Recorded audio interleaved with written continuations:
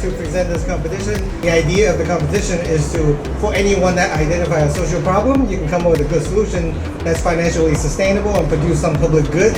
So then people can, have a career, make money, and also solve a problem at the same time. The Perky Pet chatbot is going to be an AI system which you'll be able to ask any questions regarding your pet.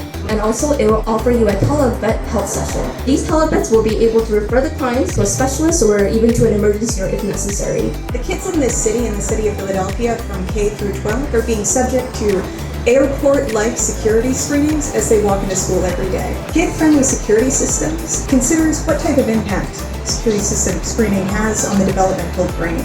10% of the 11 million first-gen students graduate in 6 years and 44% drop out. Fiddleless uses student data to inform first-gen students about the urgent and important tasks in their daily lives. We have Fiddleless and kid-friendly security systems. So your 2 runner-ups, you will get $250 each.